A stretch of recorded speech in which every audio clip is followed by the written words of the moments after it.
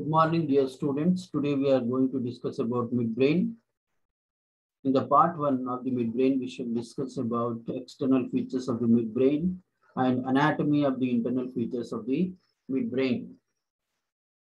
So midbrain, it is the upper and shortest part of the brainstem.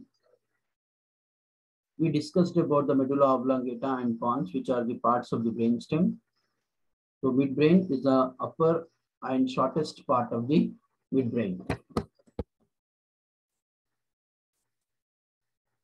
Midbrain develops from the mesencephalon and it is the shortest segment of the brainstem. It is about 2 centimeters or 2.5 centimeters in length and 2.5 centimeter in width. It has a narrow cavity inside the cerebral aqueduct. As you can see in this diagram, there is a narrow cavity inside, which is known as the cerebral aqueduct. The cerebral aqueduct, it is filled with cerebrospinal fluid and it connects the third ventricle with the fourth ventricle. This is the cavity of the fourth ventricle. This is the cavity of the third ventricle, and in between these two, we have cavity of the third ventricle. Cavity of the, that is cerebral aqueduct. So cerebral aqueduct, basically it connects third ventricle with the fourth ventricle. Location of the midbrain, it is present in the tentorial notch, where it will be present between the pons below and diencephalon above. So blockage of cerebral aqueduct. If this cerebral aqueduct is blocked, that results in aqueductal stenosis, that is narrowing of the cerebral aqueduct, causes hydrocephalus. Okay, hydrocephalus. Coming to the external features of the midbrain. External features of the midbrain. This entire midbrain, it consists of right and left cerebral peduncles. As you can see, these two are the right and left cerebral peduncles. So the main element of the midbrain is the cerebral peduncles. The area which will present between the optic tract and the cerebral peduncle, that is known as interpeduncular fossa. So in this diagram, these are the optic tracts and these are the cerebral peduncles of the midbrain. So the area present in between these two is known as the interpeduncular fossa. So in this diagram, we can make out here, this is interpeduncular fossa. Between the two cerebral peduncles, we have interpeduncular, and the optic tract, we have interpeduncular fossa. Boundaries: anteriorly optic chiasma, boundaries of the interpeduncular fossa. Anteriorly optic chiasma, OC stands for optic chiasma. And anterolaterally the optic tract, and posterolaterally cerebral peduncles. So these are the boundaries of the interpeduncular fossa. Contents from ventral to dorsal, we have median eminence and tuberous cinerarium with infundibulum. So we can make out here, this is tuberous cinerarium with the infundibulum. Then we have mammillary bodies. This is the mammillary, these two are the mammillary bodies. In the diagram also you can make out, these two are the mammillary bodies. And this is the median eminence with the tuberous cinerarium, mammillary bodies. Posterior perforated substance, PPS stands for posterior perforated substance with lot of perforations. Perforations are nothing but holes which contain central branches of the posterior cerebral artery. This is important. In the exam, they might ask you, what are the contents in the posterior perforated substance? So posterior perforated substance, it contains central branches of posterior cerebral artery. So these are the contents of the interpeduncular fossa. Structures which will be crossing ventral surface of the cerebral peduncle. Optic tract, then we have basal vein, then we have the posterior cerebral artery, the basal vein, optic tract, basal vein, posterior cerebral artery, superior cerebellar artery, and the third cranial nerve, that is oculomotor nerve. These are the structures which will be crossing from ventral surface of the cerebral peduncle. Oculomotor nerve is a structure present medial to the cerebral peduncle. So we can see here, it is present medial to the cerebral peduncle. Then we have trochlear nerve, which is a fourth cranial nerve.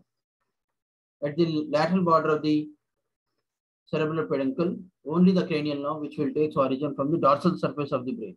So all of you remember, the exam they will ask you which cranial nerve takes origin from the dorsal surface of the brain. Remaining that is trochlear nerve. Remaining all the cranial nerves that takes origin from the ventral surface of the brain, crossing the cerebral peduncle from dorsolateral side and coming ventrally. So these are the structures which will be crossing the ventral surface of the cerebral peduncle. So are nothing but whatever we are discussing, that is ventral surface is nothing but the ventral surface of the midbrain, which presents two crura cerebrae or the cerebral peduncles. Okay. Next, dorsal surface. External features of the midbrain dorsal surface. The dorsal surface of the midbrain presents four rounded elevations. Here we have four colliculi, we say. Two superior colliculi and two inferior colliculi. Two superior and two inferior colliculi. They are also known as corpora quadrigemina. Corpora quadrigemina. Okay, corpora quadrigemina are the colliculi of the midbrain, the superior colliculus and inferior colliculus. Two superior colliculi and two inferior colliculi. They are present in the dorsal surface of the midbrain. So what are the superior colliculi and inferior colliculi? They are masses of gray matter, main component of the dorsum. They are the main component of the dorsum of the midbrain. These two are separated by this sulcus, which is known as the cruciform sulcus. Cruciform cross-like sulcus. So this is the cruciform sulcus. The vertical limb of the cruciform sulcus, this is the vertical limb. Cephalic part, there will be presence of pineal gland. So at the cephalic part of the vertical limb of the cruciform sulcus is the location of pineal gland. In cruciform sulcus lower down, there is a depression which is known as frenulum vellae. FV stands for frenulum vellae. This frenulum vellae will be present on the superior medullary vellum. This is the superior medullary vellum. Forms the part of the roof of the fourth ventricle. The superior medullary vellum forms part of the roof of the fourth ventricle. Then there are two superior cerebellar peduncles on either side. You can see these are the two superior cerebellar peduncles, connecting cerebellum with that of the midbrain, connected by superior medullary vellum. From frenulum vellae, there will be crossing of trochlear nerve. This yellow color one, the fourth cranial nerve, that is trochlear nerve. There will be crossing of trochlear nerve.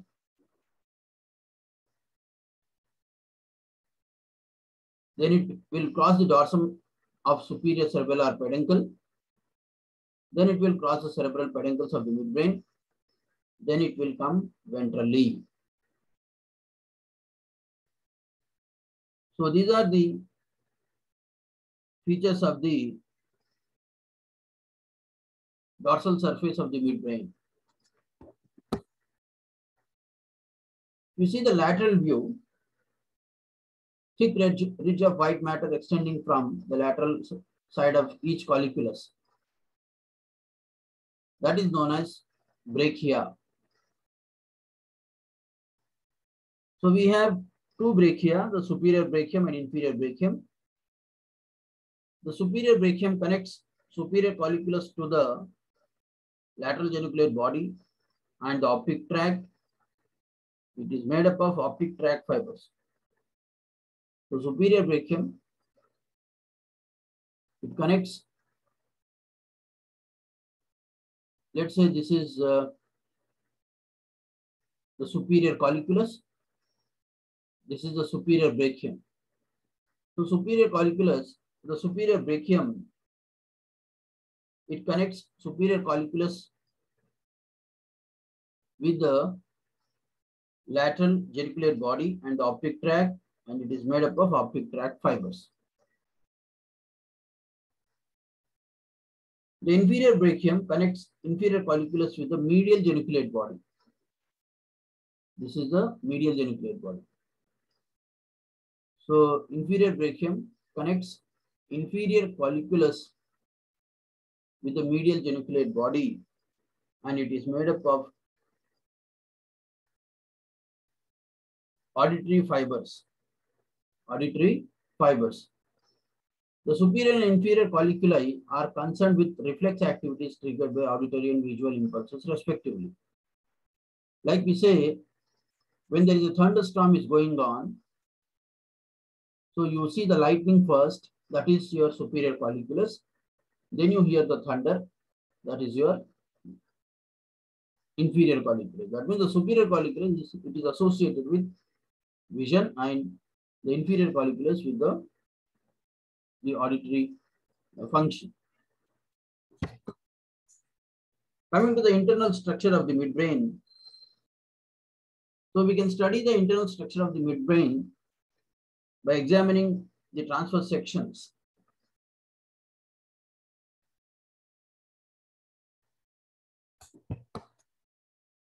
If you see the transverse section of the midbrain, it shows a tiny canal which is known as the cerebral aqueduct.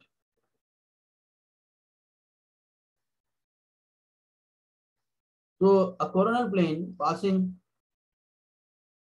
through the aqueduct, it divides the midbrain into two parts, a small posterior and large anterior part.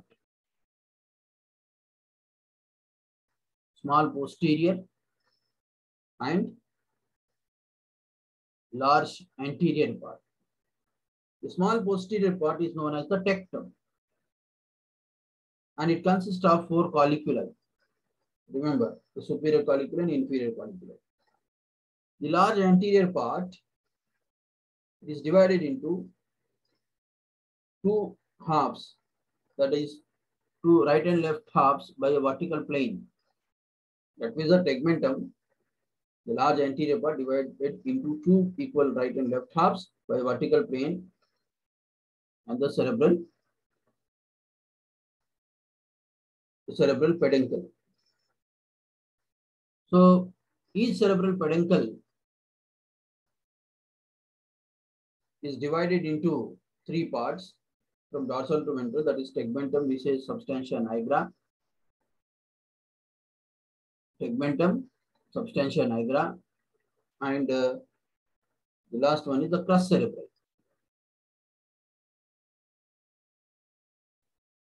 So these are the 3 parts of the, we say, cerebral peduncle, that is tegmentum, substantia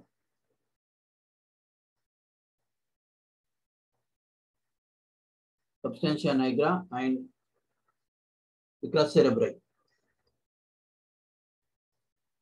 So what we shall discuss, what we have discussed in this slide, thus there is a tiny canal which is known as the cerebral aqueduct. So a coronal plane passing through the aqueduct divides the midbrain into 2 parts, the small posterior part and large anterior part. The small posterior part is known as tectum.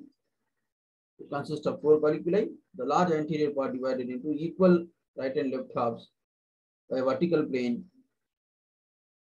that is cerebral peduncle. So that is each cerebral peduncle again further subdivides into tegmentum, the substantia nigra, and crus cerebri.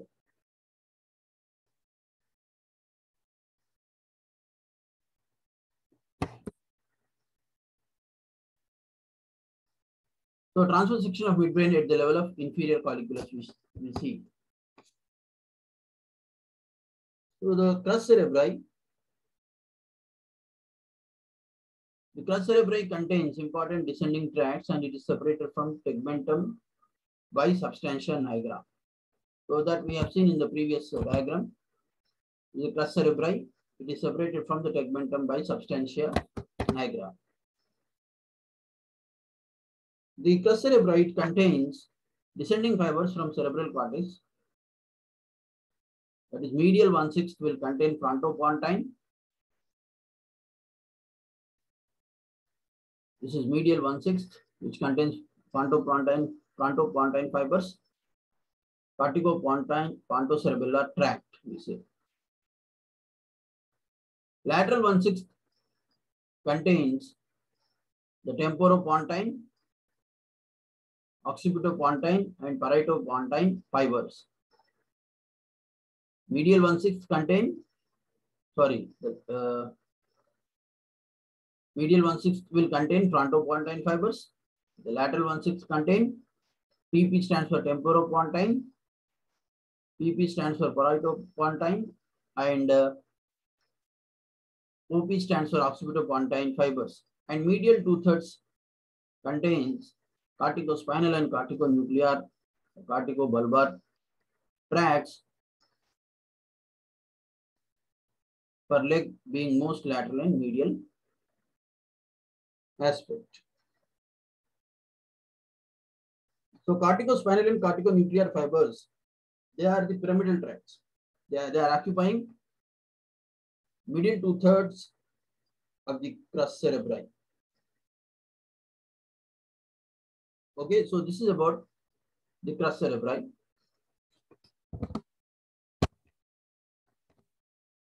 Then we have the substantia nigra.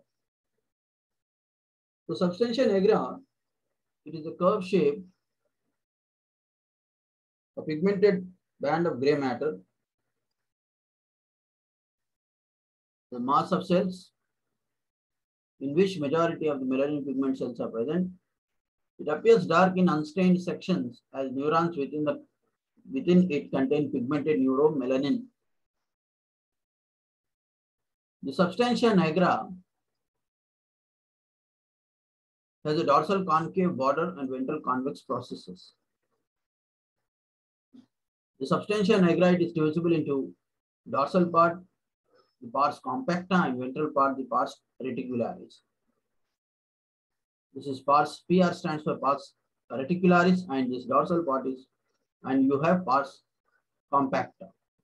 Dorsal part, the pars compacta, PC, and PR stands for pars reticularis. The pars reticularis has large multipolar neurons, very few, receives fibers from the striatum. Those are striatonigral fibers. Pars compacta, they have small neurons, so many efferent fibers from nigrostrial relay dopamine, main element of melanin.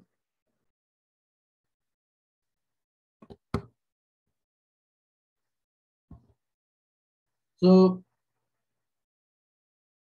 that is about the substantia nigra. So it is extending throughout the length of the midbrain, divided into dorsal with pars compacta, which I told you just now, containing medium-sized cells, ventral part, pars reticularis.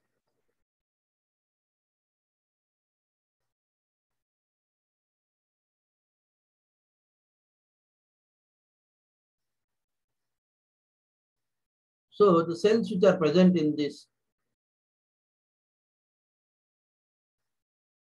the pars compacta, the synthesis dopamine, which is carried through their axons, which are nothing but the nigrostrial fibers, to the corpus striatum. What happens if there is degeneration or destruction of the substantia nigra?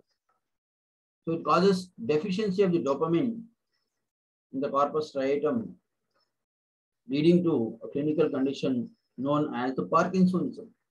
You might have heard about the Parkinson's disease. The nuclei closely related with the central gray matter, the trochlear nerve nucleus.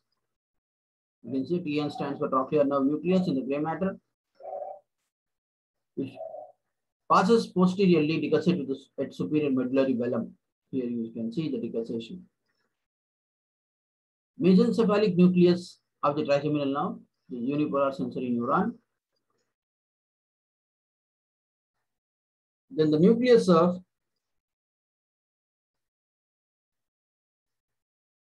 Dark's web relay fibers to the posterior commissure.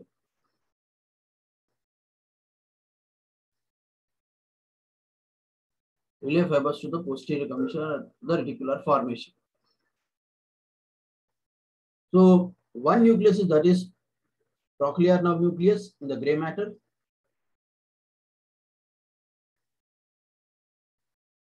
So this is actually the transverse section of the midbrain in inferior colliculus, the diagram it represents. Okay. So trochlear nerve nucleus, the fibers are decussating in the superior medullary velum and wind around the lateral aspect of the midbrain to enter the lateral wall of cavernous sinus.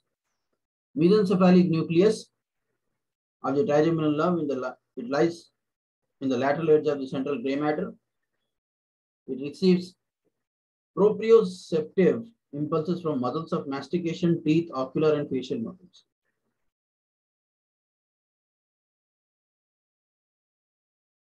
Then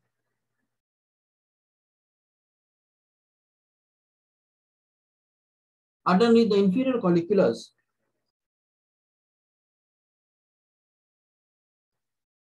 there is a mass of gray matter which forms nucleus of inferior colliculus. So it receives afferent fibers from the lateral meniscus and gives efferent to the medial geniculate body through inferior trachea.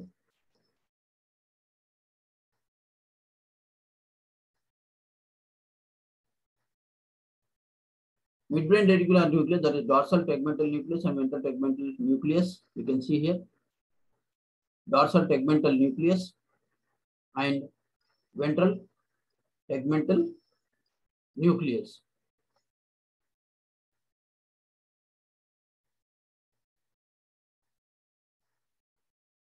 Ventral tegmental nucleus outside gray matter, ventral to the medial geniculate body.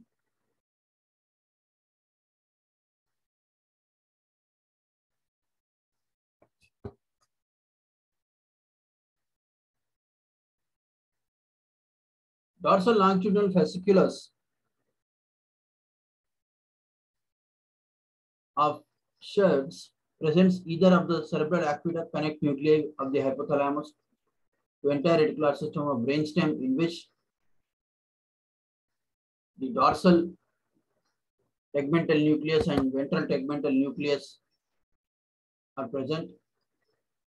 Nucleus are outside the gray matter. Then we have interstitial nucleus of Kajal. It sends fibers to the medial longitudinal fasciculus.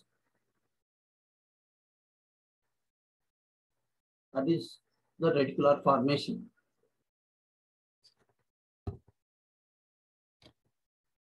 Superior cerebellar peduncle decussation.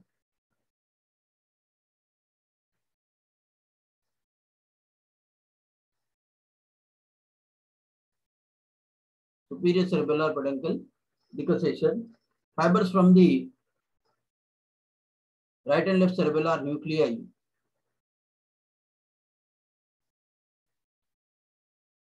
we have globus, fastigial, dental, emboliform. This decussation gives ascending fibers to the thalamus.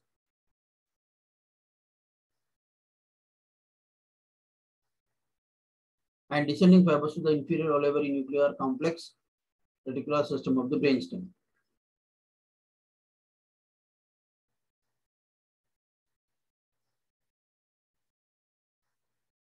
So you can see here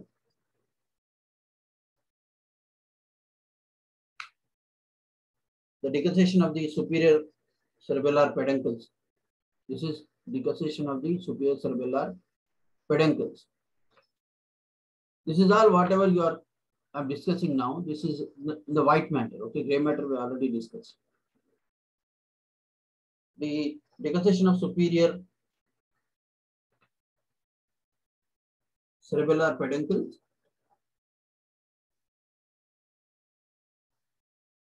The RS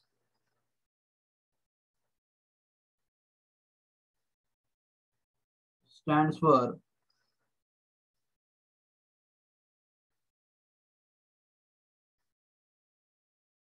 rubrospinal tract, and TS stands for tectospinal tract.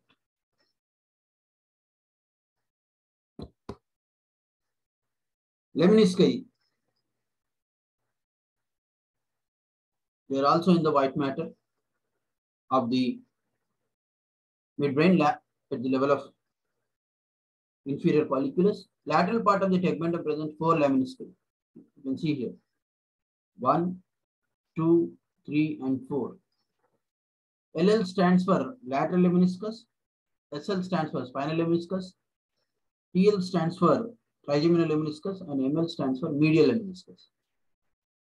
Medial lemniscus contain fasciculus gracilis and cuneatus. Trigeminal lemniscus contain ventral trigeminal thalamic fibers. Spinal lemniscus contain lateral spinothalamic tract and lateral lemniscus.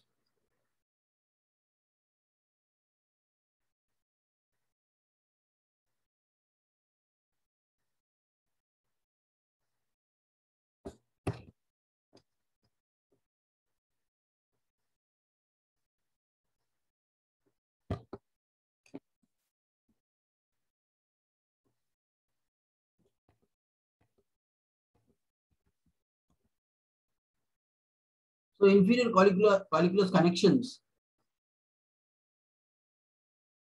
But usually they ask you about the transverse section of the midbrain at the level of inferior colliculus. You have to write down features in the gray matter and features in the white matter. Okay, whatever we discussed. So I told you inferior colliculus. It has an ovoid mass of gray matter underneath the inferior colliculus.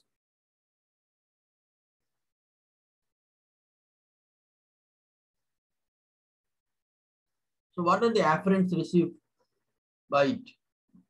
Will receive afferent from the lateral lemniscus, will receive afferent from the inferior colliculi of the opposite side. Superiorly, inferior brachium connects inferior colliculus to the medial geniculate body. This point we have already discussed. Efferents via medial geniculate body. Auditory radiation to the auditory area of the cerebral cortex 41 and 42. And it receives fibers from the inferior colliculus of opposite side. Ipsilateral superior colliculus, same side, corticonuclear fibers, which will regulate the extraocular muscles of the eyeball. And it sends efferents to spinal group of nuclei, which will regulate the movements of the head and neck. Through this chain, it will regulate the movements of the head and neck and towards the source of sound. So these are the connections of the inferior colliculus. So we have discussed the external features of the midbrain, introduction to the midbrain. And in the internal structure, we discussed about the crus cerebri, substantia nigra. Okay. And we have also discussed about the transverse section of the midbrain at the level of inferior colliculi. Okay. All of you practice the diagram of the transverse section of the midbrain at the level of inferior colliculi and write the features in the gray matter and the white matter. Okay, we shall revise the same thing in the next class. And also we shall proceed for the transverse section of the midbrain at the level of superior colliculus. Thank you so much.